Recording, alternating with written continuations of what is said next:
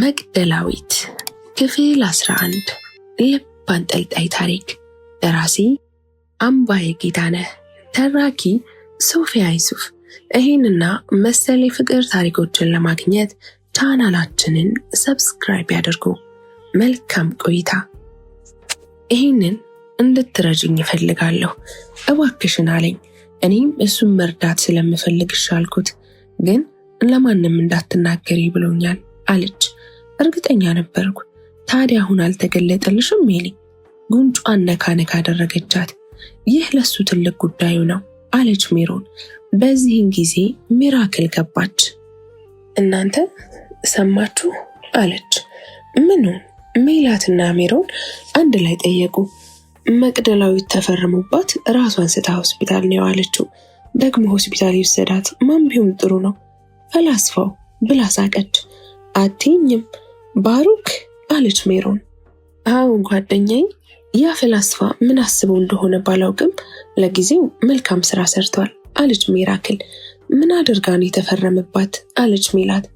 ምን አንድ ደነዝ መምህር ነው ዝም ብሎ ከተቀመጠችበት ወንበር አጠገብ ካለ ግድግዳ ላይ የሜካኒክስ ፎርሙላ ተጽፎ ቢያይ የሃይድሮሊክ ፎርሙላ መስሎ ተፈረመባት። ግን ፈላስፋው ሄዱንም ፈታኙንም ዶክተር እስጢፋኖስን ጠርቶ አፋጠጣቸው። ሁሉም እያወራ ያለው ስለሱ ድፍረትና ጀግንነት ነው አለች ሚራክል። የምር ጀግና ነው፣ ደስ የሚል ልጅ፣ እጠላው ነበር ወደድኩት አለች ሜላት።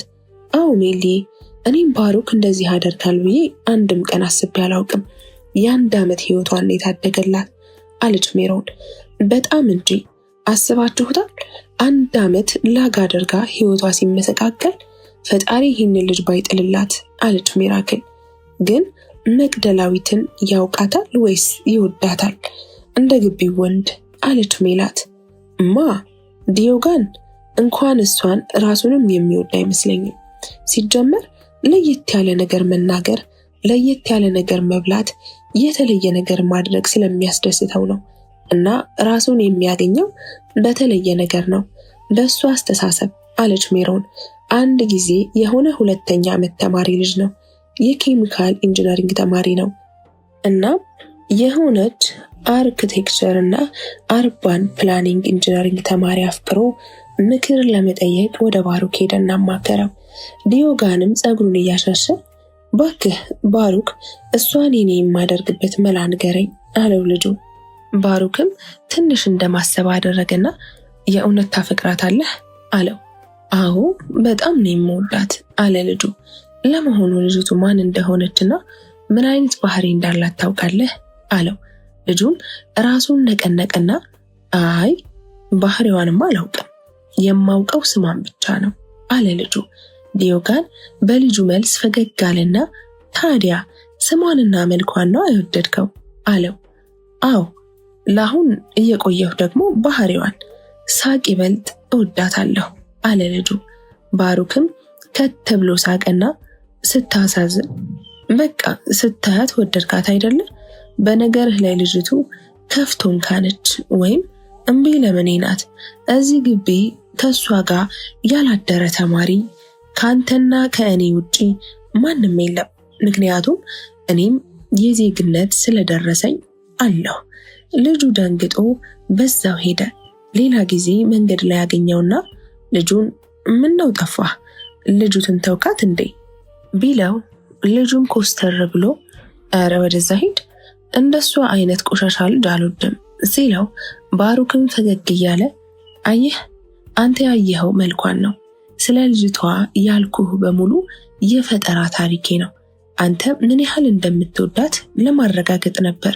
እሱን ደግሞ አየህ ሰው በቀላሉ ተፋቅሮ በቀላሉ የሚጣለው በውስጥ መግባባትና በመልካቸው እየተዋደዱ በባህሪም ስለማይዋደዱ ነው።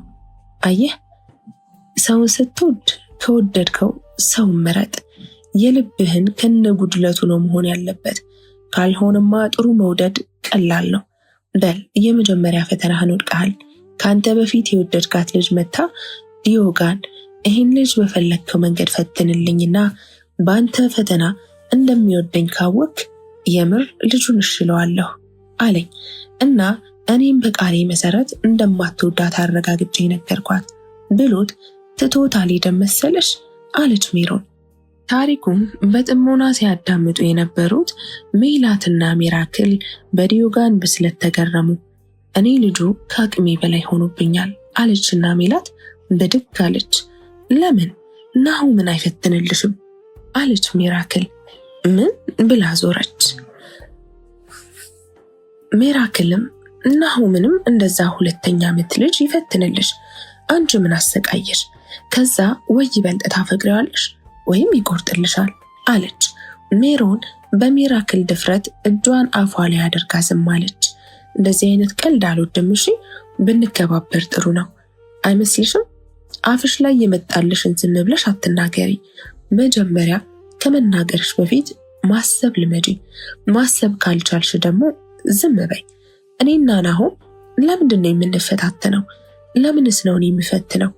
እኔ አፈቀርኩት እንጂ እሱ አፈቅራታለሁ ብሎ ሊሸውደኝ አልሞከረ አለችና እጇን ወደ ሚራክል እያወናጨፈች ወጣች። እኔ ሜሪ የሜላት ባህሪ በየቀኑ እየተቀያየረብኝ ነው እና በጣም አስጠልቶኛል። እንደዚህ እንድንቀጥል አልፈልግም። እሷ ያልፈለገችውን ጓደኝነት እኔ አልፈልገውም። ስለዚህ ከዚህ በኋላ አላናገራትም አለች ሜሮን ሚራክልን እጇን እየያዘች። ልክ ነሽ፣ ስሜትሽ ይጋባብኛል፣ እረዳሻለሁም። ከምንም በላይ ግን ከሁለታችንም ስሜትና የዕለት ተዕለት የሚቀድመው የእሷ ህይወት ነው። በዚህ ሰዓት የገደል አፋፍ ላይ ያለች ልጅ ናት። እኛ ከተውናት ደግሞ ይበልጥ ትጎዳለች፣ ትወድቃለችም። ናሆምም እንደፈለገ ይፈነጭባታል። እሱ እንዲሆን ደግሞ እኛ እሷን ርቀን መልቀቅ የለብንም እና ስሜትሽን ወደ ውስጥሽ አድርጊው። አንድ ቀን ጸጽቷት ይቅርታ ስለምትጠይቅ እስከዛው እንታገሳት። ዝም ብለን በየቀኑ ስህተቷን እናርማት። እንደዛ ነው መሆን ያለበት። እሺ ሜራ አለችና አቀፈቻት እና የዲፓርትመንት ሄዱ ነው ጨዋታውን የተጫወተው። እሱ መፈተን ስለማይችል ከሌላ ግቢ የሚፈልገውን ጓደኛውን አምጥቶ እንዲፈርምባት ካደረገ በኋላ ፊርማውን ለማሰረዝ እሷ ስትሄድለት ከሷ የሚፈልገውን ነገር ለመጠየቅና እንደዛ እሷን ለማሳዘን ነው። አፈሪ ብላ ቆሻሻ።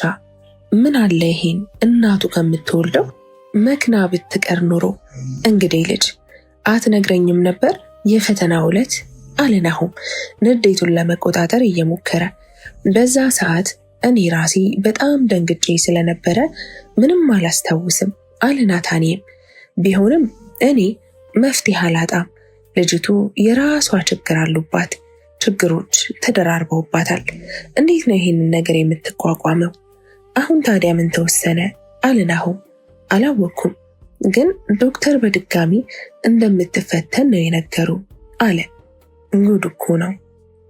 ዛሬም ዶክተር ደውሎልኝ ነበር። ከሐኪም ቤት ከወጣሁ ጀምሮ ሁሌም ይደውልልኛል። ዛሬ ደግሞ የሚመችሽን ቀን አድጅስት አድርጊና ንገሪኝ። ራሱ መምህር ሄኖክ እንዲፈትንሽ አደርጋለሁ። ለምንም ነገር እንዳትጨነቂ፣ ነገር ግን ፈተናውን በደንብ መስራት አለብሽ አለኝ። አውቃለሁ፣ ህይወቴን የሰጠኝ ነገሮች ሁሉ ተዘበራርቀውብኝ ነበር። የማደርገው ጠፍቶኝ ህይወት ልትጨልምብኝ ስትል ነው አንተ መተህ ብርሃን ያደረክልኝ። ለዚህ ውለታ እንዴት አድርጌና በምን እንደምመልስልህ አላውቅም፣ ግን ብቻ ከአእምሮዬ በላይ የሆነ ነገር ነው ያረክልኝ። በእናትህ ምን ላድርግልህ? የፈለግከውን ልትጠይቀኝ ትችላለህ አለች መቅደላዊት። እሷን በጆሮው ተፈጥሮን ደግሞ በአይኑ የሚያየውን ባሩክ ቀና ብላ የተመለከተች። ባሩክ አይኖቹን ቀስ አድርጎ ከአድማስ ማዶ የነበራቸውን እይታ እያቋረጠ ወደ መሬት ሰደዳቸውና አንዲት ጠጠር ብድግ አድርጎ እየወረወረ በግራ እጁ ፂሙን እየነካካ እይታውን ሳይመልስ ሰው በውለታ ተነሳስቶ በሚያደርገው ነገር የዘላለም ደስታውን ይነጠቃል። ህይወት እንደ ማለዳ አበባ ፈክታ የምትታይ ከሰዓት ደግሞ በፀሐይ ብዛት ለመጠውለግ የዳዳት ናት። እና አንቺና የህይወት ምስል አበባ አንድ ናችሁ። የአንቺ ልብ ንጹህ ነው። ሴት ልጅ በብዙ መንገድ ከፍዬ የማይሰው ነኝ እኔ። እናም እዚህ ግቢ በአንቺ ከሚኮሩት ሰዎች መካከል ግንባር ቀደሙ ነኝ። አስታውሳለሁ የዛሬ 2 ዓመት 2ኛ ሴሚስተር ላይ በሴቶች ከፍተኛ ውጤት አምጥተሽ ስትሸለሚ ነው ያየሁሽ። ሳይሽ ጥንካሬሽን አነባለሁ፣ ሁሉን ቻይነትሽ ጎልቶ ይታየኛል። እናም በቀደም ያ ችግር ሲከሰት ትዝ ያለኝ የዛን ወቅት ስትሸለሚ የነበርሽበት ፈገግታ ነበር። ያ ፈገግታሽ እንደዋዛ ውሃ መጠጣት ችላ ማበብ የምትችል አበባ፣ ነገር ግን ውሃ የሚሰጣት አታ እየደረቀች እንዳለች አበባ ታየሽኝ። እኔ ውሃ ልሰጥሽ ነው የፈለግኩት። እንደ ፈጣሪ ፍቃድ እድለኛ ሁኜ ተሳክቶልኛል እና እኔ ምንም ያደረግኩልሽ ነገር የለም ለመመስገን የሚያደርስ። በቃ እያየሁ ዝም ማለት አልነበረብኝም፣ አደረግኩት። ይህን ነገር ደግሞ እንኳን አንቺ ጋር በደንብ ለተዋወቅኳት ማንም ብትሆን እያለቀሰች ትቻት ወይም ዝም ልላት አልችልም። ስለዚህ ለምንም ነገር አታመስግኘኝ፣ ስለምንም አይነት ውለታ መልስ አታስቢ። ለናሆም ያደረግሽው መልካምነትሽ በራሱ ከዚህ በላይ ይገባሻል። እሺ አለና ፊቱን ወደ መቅደላዊት አዞረና ሳቅ እያለ አሁን ፈተና ስላለብሽ በደንብ አጥንተሽ ሁላችንንም ልታስደምሚን ይገባል። ጠላቶችሽን ደግሞ ልታሳቅቂያቸውና ልታሳፍሪያቸው ይገባል አለና በቀኝ እጁ ጉንጯን መታ አደረገው። ምንም ልትለው አልቻለችም። ዝም ብላ ቡዝዝ ብላ ትመለከተው ጀመር። አድዋ ዩኒቨርሲቲ የአድዋ ምሁር ጀግኖቿን ለመዘከር ሽር ጉድ ያለች ነው። እግረኛ ተጓዦች ከየአቅጣጫው ወደ አድዋ እየተመሙ ነው። የካቲት 23 የሰማዕታት ቀን ሊከበር የ2 ሳምንት ጊዜ ብቻ ቀርቶታል። አድዋ ዩኒቨርሲቲም ከወዲሁ ከከተማውና ከአካባቢው ማህበረሰብ ጋር ልዩ የሆነ ፕሮግራም በማዘጋጀትና ድንኳኖችን በመስራት ብዙ ስራዎችን እየሰሩ ነው። አድዋ ደግሞ ለመዳር የተዘጋጀች ሙሽራም ስላለች እጅግ ተውባለች። አንዳንድ ቀድመው ይህን ታሪካዊ የአፍሪካውያንን ተምሳሌት ለማየት የመጡ ጎብኚዎች በአካባቢው ሕዝብ እንግዳ አቀባበል መገረማቸውን ይናገራሉ። እግረ መንገዳቸውንም ይህንን አንጋፋ ዩኒቨርሲቲ እየጎበኙ ብዙ ኢትዮጵያዊ ጀግኖችን ሐውልታቸውንና ታሪካዊ በአድዋ ዩኒቨርሲቲ የታሪክ የፍልስፍና መምህር በፕሮፌሰር በለጠ ቢሆነኝ እየጎበኙ ቆይታቸውን አሃዱ ብለዋል። ደግሞ ምን እያነበብክ ነው? አሁን እንኳ አታርፍም? ፈተና አለቀ አይደል እንዴ? ናሆም ነው። እሺ ናሆም እንዴት ነህ? ሰላምታ አይቀድምም ነበር? አስደነገጥከኝ እኮ አለ ባሩክ። ምን እንዳንተ አይነቱ ፈላስፋ እንዴት ብሎ ይደነግጣል? አለ ናሆም እየሳቀ። እሱስ ልክ ነህ፣ የዲዮጋን አምላክ ያውቃል አለ ናሆም። ምን አይነት ሰው እንደሆን ካላቅም መገመትም አልችልም፣ ግን ሳይህ በጣም ጥሩ ሰው ትመስለኛለህ። ቆይ ምን አይነት ልጅ ነህ? አለ ናሆም። ባሩክ የሚያነበውን የሀበሻ ጀብዱን መጽሐፍ ከደን አድርጎ ሳቅ አለና በእውነቱ ምን አይነት ልጅ እንደሆንኩ ብነግርህ ደስ ይለኝ ነበር፣ ግን እኔ ራሱ ማን እንደሆንኩ አውቃለሁ፣ ግን ምን እንደሆንኩ አላቅም አለ ባሩክ። ናሆም ተቀመጠ። አንተ እብድ ሲሉህ ሰው፣ ሰው ሲሉህ እብድ፣ ጤነኛ ሲሉህ ፈላስፋ፣ ፈላስፋ ሲሉህ ጤነኛ ትሆናለህ። ብቻ አንተ የማትያዝ ሰው ነህ። የእውነት በጣም ትገርመኛለህ። እኔ በማንም ኮርቻ አላውቅም፣ ማንም ምን እንዲሆን ተመኝቼ አላውቅም። አንተ ግን አከበርኩህ ወንድሜ፣ ወንድሜ ብትሆን ብዬ ተመኘው። ታውቃለህ አንተ በጣም እድለኛና ሙሉ ልጅ ነህ። አንተ አርአያዬ እንድትሆን እፈልጋለሁ። ለመቅደላዊት አንተ ያደረክላትን ነገር አድርጌላት ቢሆን ምንኛ ደስ ባለኝ። ነገር ግን አላደረኩላትም። ምንም ነገር በፍላጎት ሆኖ አያውቅም፣ ሲሆንልህና ሲፈቅድልህ ካልሆነ በስተቀር። በእርግጥ እኔ አንተ በሄድክበት መንገድ ሄጄ ላልረዳ እችል ነበር። እኔ እንዳንተ በጥበብ አይሆንልኝም አለ ናሆም። ተሳስተሃል ወንድሜ። ናሆም ጥበብ ለማንም አልታደለችም። አንተ ፍላጎቱ ካለህ በእጅህ ናት። ጥበብ ማለት በትዕግስትና በአስተውሎት ነገሮችን ማየት መቻል ነው። እናም ስለምታደርጋቸው ነገሮች በጥልቀት ማሰብና መመራመር፣ እንዲሁም ፍጻሜው ምን ሊሆን ይችላል ብሎ ቀድሞ ማሰብ ነው። ልክ እንደ ፈረንጆች ማለት ነው። እኔ አንተን እንዲህ ለሆንክበት ነገር ተጠያቂ የምታደርገው ቤተሰብ ይኖርሃል በእርግጠኝነት አለ ባሩክ። ናሆም ድንግጥ አለና የባሩክን አይኖች ተመለከተ። ከእንደገና ደግሞ አይኖቹ ተርገበገቡ። አዎ ምክንያት ባይኖርህ እንዲህ እንደኔ ባለመሆንህ አትቆጭም ነበር። ባልሆነ ነገር ተተብትበሃል። ቆም በልና ከጥላቻ ከቂም ነፃ የሆነን ማንነትህን አንተነትህን ገንባ። ተመልከተኝ፣ እኔ ባለኝ ነገር ደስተኛ ስለሆንኩ ነው እንደዚህ አይነት ህይወት የምኖረው። ስለ ሰዎች አይመለከተኝም። ኢቭን ወላጆቼ በእኔ ላይ ስለሚያደርጉት ነገር ምንም ደንታ አይሰጠኝም። የፈለጉትን ነገር ቢሉ አልቀየምም። ምክንያቱም ተቀይሜ ደስታዬን ማጣት ስለማልፈልግ። ቂምና በቀል ውስጥህ ላይ እስካለ ድረስ ደስታ ወደ አንተ አይመጣም። ያስቀየሙህን ሰዎችና የበደሉህን ሰዎች ስለመበቀል ስታስብ ትውላለህ እንጂ ምን አድርጌ ልደሰት በምንስ ብለህ አታስብም። ልዩነቱ እዚህ ጋር ነው። ግሪካዊ ፈላስፋ አርስቶትል ምን ይላል መሰለህ? በጣም ነው የምወደው። ሲበዛ የሚናገራቸው ነገሮች አንተነትህን ይነካሉ እና አንድ ወቅት ስለ ህይወት ሲጠየቅ ህይወት በሁለት ትከፈላለች አለ። ሁለቱም ቃላት ቴትሮን ከሚል የግሪክ ቃል የመጡ ሲሆኑ ዴራን ማለት ሲሆን ትርጓሜው አክሽን ድርጊት ማለት ነው። ህይወታችን ትራጀዲ አሊያም ኮሜዲ የምናደርገው በድርጊታችንና በስራችን ነው ብሎ ነበረ። ህይወትን ቀለል አድርጎ የሚኖራት አርስቶትል የተናገረው። እኔም በዚህ ሐሳቡ 100% እስማማለሁ። ለምሳሌ አሁን እኔ ብሰድብህ ስድብ ከምትመልስልኝና ከምትስቅብኝ አንተ በየትኛው ትደሰታለህ? እኔ ደግሞ በምን የምናደድ ይመስልሃል? ለስድቤ ከመለስክልኝ እኔ እደሰታለሁ። አንተ ደግሞ ለስድቤ ሳትመልስልኝ ከቀረህና ለስድቤ ምላሽህ ሳቅ ከሆነና ዝም ካልከኝ አንተ ትደሰታለህ። ሰዎች ሳይረዱህ ሳያውቁህ ስላንተ ሊናገሩ ይችላሉ። አንተ እንዲህ ነህ ሊሉህ ይችላሉ። እነሱ ግን አንተን አይነካህም። ምክንያቱም አንተ ያሉህን ስላልሆንክ እና ለምንም ነገር ደንታ ሊኖርህ አይገባም። በሚያስደስቱህ ሰዎች፣ አንተን ለማስደሰት ለሚጥሩ ሰዎች ጊዜህን ሰጠህ ደስተኛ ሁን። በል በርታ።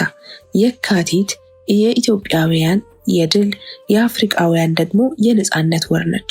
ለየካቲት 23 ልዩ የአድዋ ጀግኖች መታሰቢያ ቀን የሚዘከር ለክብራቸው ባይሆን እንኳ እንደ አቅሜ ጥሩ ነገር ጥልቅ ሐሳብ ማቅረብ ብችል ብዬ እየተዘጋጀሁ ነው። ሁሉንም ነገር ስለ ራስህ ስትል ብቻ አድርግ። ለጥርስህ መጨነቅ አለብህ። አንተ መሳቅ ይገባሃል ብሎት ትከሻውን መታ መታ አድርጎ እጁን ለሰላምታ ዘረጋለት። ናሆም ጨበጠው። ባሩክ ሄደ። ናሆም ደግሞ ተቀመጠ። ፀሐይ ከወጣትነት ዕድሜዋ ወደ ማምሻ ዕድሜ ላይ ለመጠጋቷ ምስክር ለመሆኔ የምዕራብን ዘንግ ይዛ አጎንብሳለች። የበሉ ግርግር በፀሐይ መጥለቅ ምክንያት እየታገሰ ነው። የአድዋ ተራራዎች በፀሐይ ቀለም ተመስለዋል። ወይዘሮ ስህን ብሎክ ዶርም ቁጥር 202 ምንድነው እንደዚህ መቀባባት ባክሽ? አለች ረድኤት። ባሩክን እራት ጋብዛለሁ ብየዋለሁ አለች መቅደላዊት። ምን?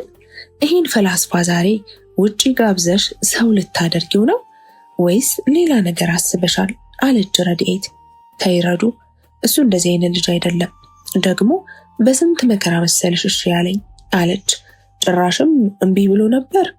ሆ እሱ ልጅ ግን ጤነኛ ነው ብላ ሳቀች። እንግዲህ ስርዓት አለች መቅደላዊት በስሱ ቻፕስቲኳን እየተቀባች። አይ ይሄ ፈላስፋ ነው ዛሬ ወንድነቱን የማየው። እንዲህ ተኳኩለሽ ቆንጆ ሆነሽ መቼም ምንም ሳያደርግሽ ከላከሽ ያኔ ምን እንደማደርገው እኔ ነኝ የማውቀው አለች ረድኤት ሌባ ጣቷን እያሳየቻት። ሆ አንቺ ብዙ ታወራለሽ፣ በይ ቻው እደውልልሻለሁ አለችና ስማት ወጣች። ለአለባበስ የማይጨነቀው ባሩክ ከሸሚዙ ላይ ጥቁር ሌዘሩን ጣል አድርጎ ከተቀጣጠሩበት ሆቴል እንዲሁ እንደ ነገሩ ለብሰው ተቀምጧል። ከ5 ደቂቃ በኋላ መቅደላዊት መጣች። አስጠበቅኩህ? በጣም ይቅርታ አለች ከመቀመጧ በፊት እየተማጸነች። በእርግጥ ምንም አይደል ብዬ ልዋሽሽ አልፈልግም፣ ግን በመጀመሪያ ቀን ወግ ላስጠብቅሽ አልፈልግም አለና አቀፋት። አመሰግናለሁ አለች ፍጹም በሆነ ደስታ። አስተናጋጁ መጥቶ ምን ልታዘዝ አለ። ምን እንብላ አለች። አላውቅም፣ ጥሩ የምትለውን ምግብ እዘዛ አለች እየሳቀች። ጥሩ ምግብ አላውቅም፣ የማውቀው ጥሩ መጽሐፍ ነው አላትና ፈገግ አለ። እሺ በቃ ጥብስ እንብላ አለችና ወደ አስተናጋጁ ዞራ 2 ጥብስ በአንድ አለች። የሚጠጣስ አለ አስተናጋጁ። 1 ወይን አለች። ትልቁን ትንሹን አለ አስተናጋጁ። ትልቁን አለችው። አስተናጋጁ ሙሉ ትዕዛዙን ተቀብሎ ሄደ። ባሩክ በደንብ አያት። አምሮብሻል አላት። አመሰግናለሁ አለች። ሁልጊዜ እንደዚህ ነሽ፣ ውበትሽ ያስገርመኛል። ልዕለ ሰብሽ ድንቅ ነው። በእውነቱ የአንቺ ጓደኛ እድለኛ ነው አለ ባሩክ። አንዳንዴ ካጠገብህ ያለ ሰው አንተን አይጠቀምብህም እንጂ አለች። ልክ ብለሻል። ብዙ ሰው የእጁን ወርቅ ጥሎ ሌላ መዳብ ይፈልጋል። ሰው ባክህ ፍጡር ነው መቅደላዊት። እንዲሁ መሮጥ መሄድ ወይ አይደረስ ወይ አያሸንፍ። ዝም ብሎ የሚላፋ ፍጡር የራሱን ጥሎ የሌላ ይመኛል አለ መቅደላዊት ራሷን እየነቀነቀች። አንተስ ታዲያ ምንም የፍቅር ህይወት አልነበረህም? የለህም አለች እንደማፈር ብላ። ምን ልፍጠርልሽ? ልቦለድ ነገር ትወጃለሽ አላት። እንዴ ለምን? የእውነት ካለህ ነው እንጂ ከሌለህማ ምን ያደርግልኛል አለች። አዎ ምናልባት ከፈለግሽ ብዬ ነው። ያው ግቢ እስክገባ የለኝም። ግቢ ላይ ይበልጥ ሴቶች ይጠሉኝ ነበር። ግቢ ላይ እኔና ሴቶች አባራሪና ተባራሪ ነን፣ አይጥና ድመት። ግን ከሚገርምሽ እኔ የምናገረው የእውነቴን ነው። ሁሉም ሰው እውነቱን ቢሸሸውም ግን የትም አያመልጥም። እውነት አንድ ቀን ታጋልጣለች። እኔ አንቺን የማደንቅሽና የማወራልሽ በዛሬሽ ስራሽ ብቻ ነው። ነገ ላይ ግን የሚያስወራኝ የነገሽ ስራ ነው። እኔ በትላንት ስራሽ ዛሬ ላይ አላወራም አለ። በዚህን ጊዜ አስተናጋጁ ጥብሱን ይዞ ደርሶ ጠረጴዛውን ወረረው። ወይኑን ኮካ ጋር አምጥቶ አስቀመጠው። በየተራ እጃችንን ታጥበን መተን ተሰየምን። ባሩክ አማተበና እንጀራውን ቆርሶ ከስጋው እያጣቀሰ ሳለ አንድ ነገር ትዝ አለው። ሳቃልና ሰረቅ አድርጎ እጇን ሲያይ አልቆረሰችም። ይበልጥ ፈገግ እያለ የቆረሰውንና ለእርሱ ሊጎርስ ያሰበውን ጉርሻ ሊያጎርሳት እጇን ወደ አፏ ዘረጋ። አላቅማማችም። ግራ እጇን አስደግፋ አፏን ወደ እጁ ይበልጥ አስጠጋችውና ጎረሰች። ይህኔ ፈገግ ብላ ስታየው እያያት ነው። ከዛ እንደማፈር ብላ አቀረቀረች። ምግቡን ጨርሰው የወይናቸውን ጠርሙስ አጋጭተው ተጎነጩ።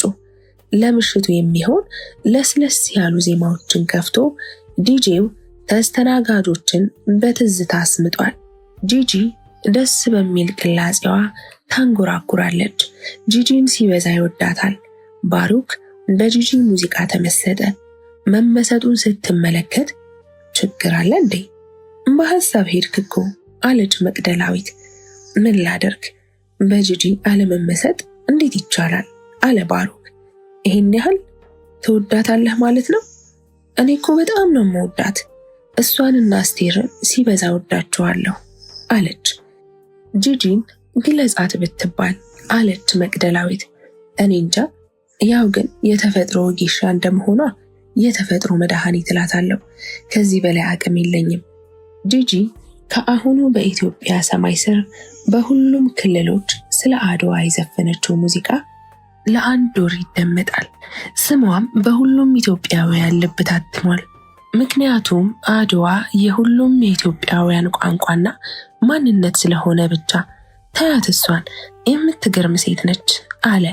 በመሃል መቅደላዊት እጇን ሰጠችው። እንደንሳለች። ዙሪያ ገባውን ካማተረ በኋላ ብድግ አለና በዝግታ እየተወዛወዙ መደነስን ይደንሳሉ። የሁለታቸውም ትንፋሽ ያለ ልክ ይወጣል።